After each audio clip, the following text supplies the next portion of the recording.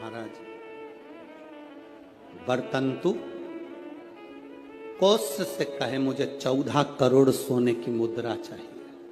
गुरु परीक्षा लेता है। गुरु परीक्षा की घड़ी में ऐसा सामने आता है कि परीक्षा लेने के लिए तत्पर।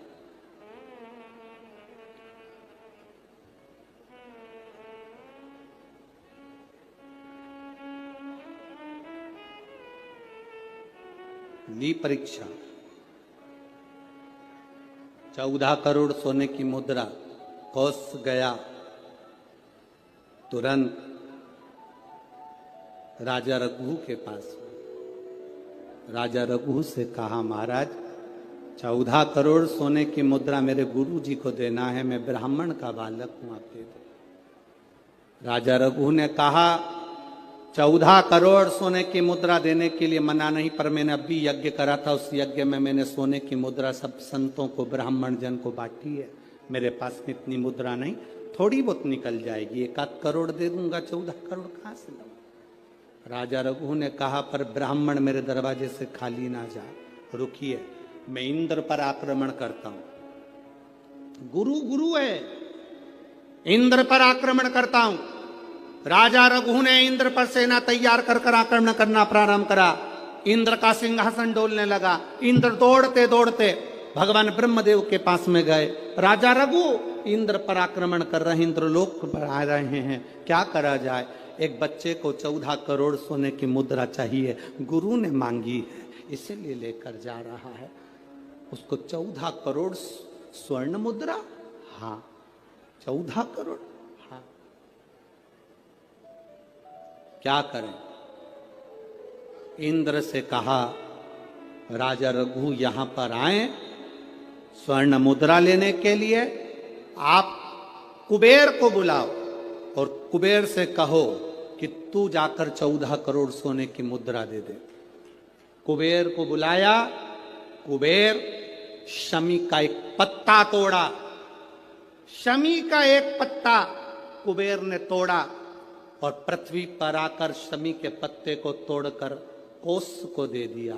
कोष, ये शमी का पत्ता ले। कोष ने कहा, मुझे 14 करोड़ स्वर्ण मुद्रा चाहिए, ये पत्ते का क्या करूंगा? 14 करोड़ मुझे स्वर्ण मुद्रा चाहिए, इस पत्ते का क्या करूंगा? तब कुबेर ने जो पत्ता दिया और कोष से कहा कि यह बर्तन तू महर्षि को ले जाकर दे देना, वो महर्षि समझ जाएंगे इस पत्ते में क्या है। बर्तन तू महर्षि के पास में एक शमी का पत्ता ले जाकर कोष ने दिया। कोष ने जैसे ही दिया, बर्तंतु ने उस पत्ते को अपने सिर से लगा लिया और जान गया ये मेरे महादेव का शमी का पत्र है। एक पत्ते में 14 करोड़ सोने की मुद्रा का फल होता है। 14 करोड़ सोने की मुद्रा का फल एक शमी के पत्ते में होता है। तुरंत बर्तंतु महर्षि ने शंकर की आराधना कर कर शिव जी से हाथ जोड़कर प्रार्थना करी, बाबा प्रकट हो। देवादिदेव महादेव प्रकट होकर कहते हैं, बर्तंतु मांगो तुम्हें क्या चाहिए? बर्तंतु कहते हैं, बाबा शरदीय नवरात्रि पूर्ण होने पर जो विजयदशमी आए, उस दशमी के दिन जो एक शमी का पत्र भूलवश भी महादेव को समर्पित कर दे, उसकी जिंदगी में कभी संपदा की कमी ना आए। एक शमी का पत्र, एक शमी का पत्ता 14 करोड़ सोने की मुद्रा से प्रबल हो जाता है। एक शमी का पत्र। आज भी कई जगह पर विजयदशमी के दिन, कई स्थानों पर विजयदशमी के दिन शमी के पत्ते का लेन देन होता है। शमी के यहाँ होता है कि नहीं होता हमको स्मरण नहीं है, महाराष्ट्र में तो, पर कई जगह पर होता है। यहाँ पर भी शमी का जो पत्र होता है, विजयदशमी के दिन लोग देकर उसको प्रणाम करते हैं, माता पिता को नमन करते हैं। क्यों? आप अपने बच्चे हो, आपसे पूछेंगे, आपकी औलाद आपसे पूछेगी, आपके आने वाली पीढ़ी आपसे पूछेगी, माँ ये कौन सा नाटक बनाकर रखा है तुम लोगों ने? समी का पत्ता दो, समी का पत्ता ले, मिलने जाओ तो समी का पत्ता क्यों लिया दिया जाता है? बच्चे पूछेंगे, आज की पीढ़ी बहुत प्रश्न करती है, उसको उत्तर देना पड़ेगा कि एक पत्ते में 14 करोड़ स्वर्ण मुद्रा का फल होता है। एक शमी के पत्र में आज के बच्चे जो प्रश्न करेंगे उसका उत्तर देने के लिए तुम्हें तैयार रहना पड़ेगा। उस उत्तर को तुम्हें देना पड़ेगा कि ये शमी का पत्र विजयदशमी पर क्यों लेन देन किया जाता है, शमी का पत्र क्यों शिव के मंदिर में जाता है, शमी के पत्र की मूलता क्यों होती है, इसको समझाना।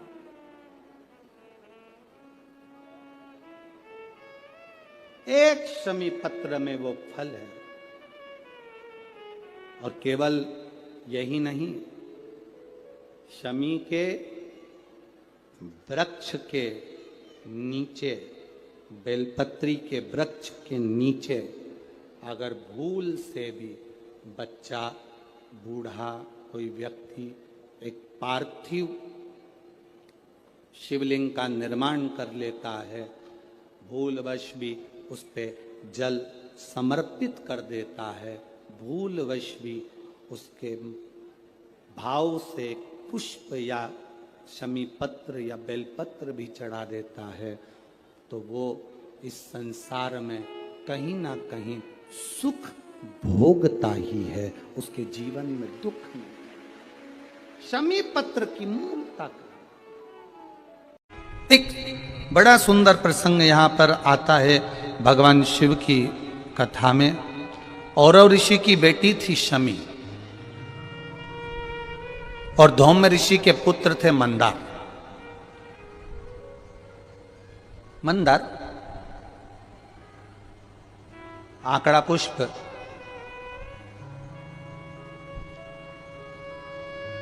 शमी औरव ऋषि की बेटी।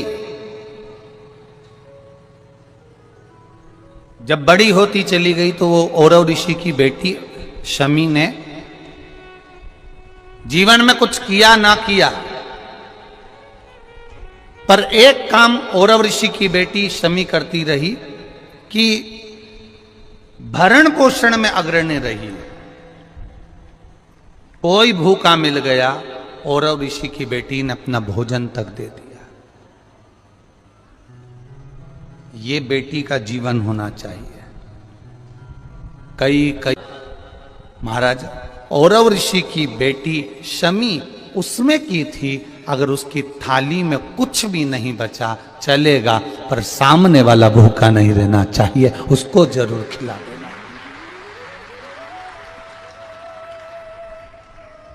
ये बड़े विचित्र शब्द हैं, जरा शिव महापुराण के इसको समझ लेना कि शमी का पेड़, जिस शमी की पत्ती में कांटे होते हैं, जिस बेलपत्र में कांटे होते हैं, और जिस आंकड़े को मंदार के फूल में वो दूध होता है कि आंख में चले जाए तो आंख बेकार हो जाती है, वो दूध होता है जो जहर का काम कर जाता है, ये सब शंकर भगवान को चढ़ रहा है।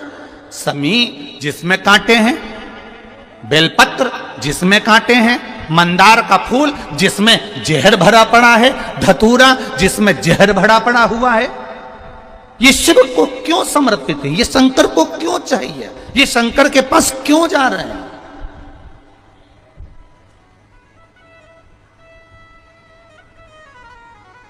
क्यों? उसका एक कारण है, सत्य बोलने वाला हमेशा बुरा होता है, हमेशा बुरा होता है। और वो सत्य बोलने वाला व्यक्ति, शमी कांटों में रमी हुई है, लदी हुई है, पर भाव शुद्ध है उसका, भाव गड़बड़ नहीं हुआ उसका। मंदार धौम्य ऋषि का पुत्र, ये आंकड़ा मंदार धौम्य ऋषि का पुत्र। कई लोग पूछते हैं, गुरुजी आपने एक बात कही कि तुमरुका जी का नाम लेकर सफेद आंकड़े की जो जड़ होती है, शिव जी का उसका स्मरण कर कर 21 बार कमर में बांधा जाता है उसको। नारी का जो रजो धर्म होता है उसके कौन से दिन? 7वें दिवस। क्या इतना उस मंदार का उस इतना वर्णन होता है उस सफेदा का? तो यहाँ शिव कथा कह रही है, शमी कांटों में रहकर भगवत भजन कर रही है, और मंदार जो स्वयं धौम्य ऋषि के पुत्र हैं, वो साधारण नहीं है। धौम्य ऋषि का पुत्र मंदार, वो आंकड़ा साधारण नहीं है। वो आंकड़े की जड़, वो आंकड़े का पुष्प साधारण नहीं, मंदार का पुष्प साधारण नहीं। शिव भक्ति के अंदर ली शिव महाराज। मंदार सोनक ऋषि के यहां पर विद्या अध्ययन करने के लिए गए। अब धौम्य ऋषि के पुत्र जब विद्या अध्ययन करने के लिए शौनक बाबा के यहां जाते हैं, शौनक ऋषि के यहां पहुंचते हैं, तो एक बार भुषुंडी ऋषि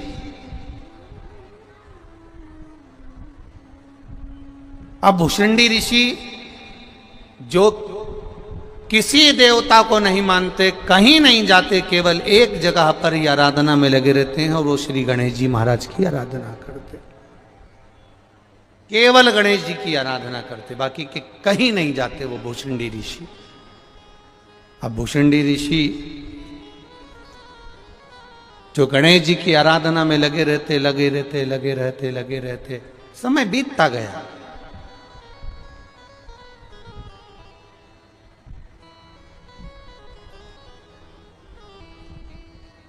बहुत लंबा समय निकल गया गणेश जी की आराधना करते करते। आज भुषुंडी ऋषि आए, और भुषुंडी ऋषि जैसे ही आए, गणेश जी की आराधना में लीन है, भगवान की भक्ति में लीन है, कोई मतलब नहीं किसी से। अपनी आराधना, अपना तप, अपनी साधना और उसका बल, इसके सिवा कुछ नहीं जानते भुषुंडी बाबा। भुषुंडी जी ने कुछ नहीं, कुछ नहीं। ऐसी तप साधना श्री गणेश जी महाराज की करी। गणेश जी प्रसन्न हो गए, और उनके प्रसन्न करने के लिए भुषुंडी बाबा के ऊपर गणेश जी यूं ही नहीं प्रसन्न हुए। भगवान देवादिदेव महादेव ने स्वयं ने भुषुंडी बाबा के लिए, भुषुंडी ऋषि के लिए, देवादिदेव महादेव ने गणेश जी से कहा कि ये भुषुंडी ऋषि के पास जाओ, इतने सालों से तप कर रहे हैं, आराधना कर रहे हैं, कोई तो वर दो, जाओ तप साधना के लिए, उनको प्रसन्न होकर वर दीजिए। भुषुंडी बाबा के पास में, भुषुंडी ऋषि के पास में श्री गणेश जी महाराज पहुंच गए, और गणेश जी महाराज ने भुषुंडी ऋषि को देखकर तुरंत कहा, आपको क्या वर दूं मैं? शिव महापुराण की कथा कह रहे हैं। मंदार, शमी दोनों का मंगल विवाह हुआ।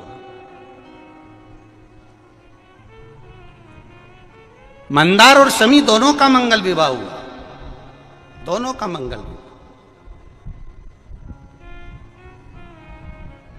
और दोनों का जब मंगल विवाह हुआ, दोनों का विवाह होने के बाद में दोनों घूमते हुए भ्रमण करते जा रहे थे, भ्रमण करते जा रहे